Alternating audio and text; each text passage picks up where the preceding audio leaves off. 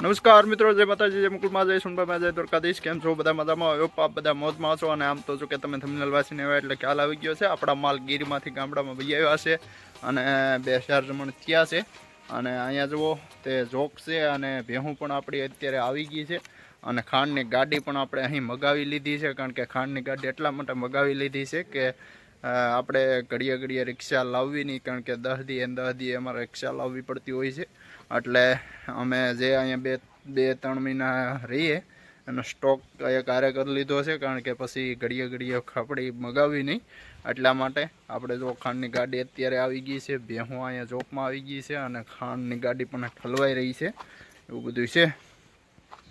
અહીંયા જો આપણી જોક છે ને, ભેહુંને નીંદ નાખી છે તો ભેહું ખાય છે અને આમ ખાંડની ગાડી ઉતરે છે.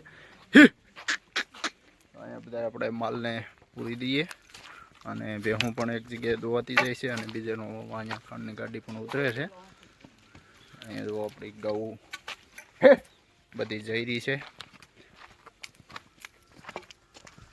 એને પૂરી દઈએ અને આપણા માલ પણ જો દોવાઈ રહ્યા છે અને ઓલપા ઉતરે છે ખાંડની ગાડી.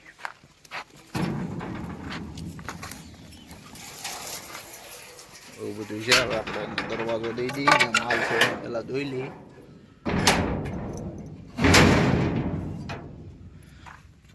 કે અહીંયા અમારે આવી રીતનું ખાણ આવી ગયું છે તો તેમને ઉતારાય છે.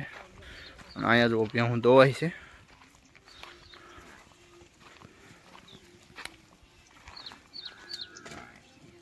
પણ ખાંડ ઉતરે છે. અહીંયા ઉતરે છે ખાંડની ગાડી અને અહીંયા ઉતરે ભેહું દોવાઈ રહી છે. પાલો ભેહું ખાવામાં આવી છે, જેમ ખાચ્યું જાય એમ પાલા માથે વયું જાય છે. તો અહીંયા જો ખાંડની ગાડી અટાણે આવે છે અને હવે આપણે ખોલવાની છે. તો જો અહીંથી આપણે જ્યાં માલ છે ત્યાં જઈ રહી છે અને અહીંયા ખાંડની ગાડી ઊભી ગઈ છે અને અહીંયા જો બધું ખાંડ આપણે નાખવાનું છે, જે પાપડી આવી ગઈ છે તે. તો અહીંયા જો ઠલવાઈ રહી છે.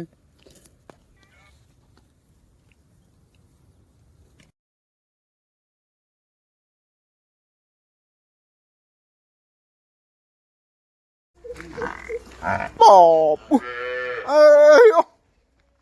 Hara!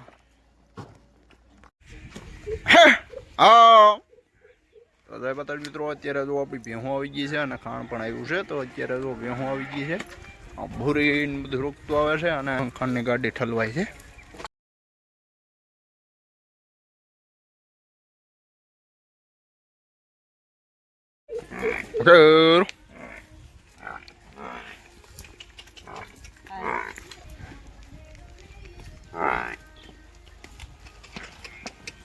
હા,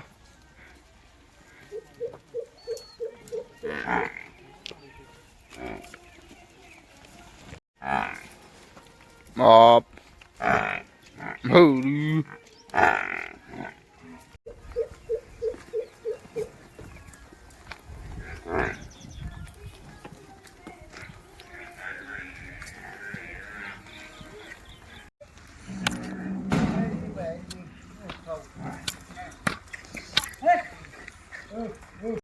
તો જો અહીંયા આપણે ભેહું દોવાય છે અને અહીંયા ઉતરે છે ખાંડની ગાડી. તો બીજા માલ આપણે બધા પૂરી દીધા છે અને અહીંયા જે દોવાના છે તે માલ ઊભા છે અને પણ ઉતરે છે ખાંડની ગાડી. અને અહીંયા ભેહું દોવાય છે અને અહીંયા જે બધું આપણે ખાંડ લાવ્યા છે તે અહીંયા બધું ઠલવાઈ રહ્યું છે. તો આજના બ્લોગમાં એટલું જ છે. બધાને જય માતા.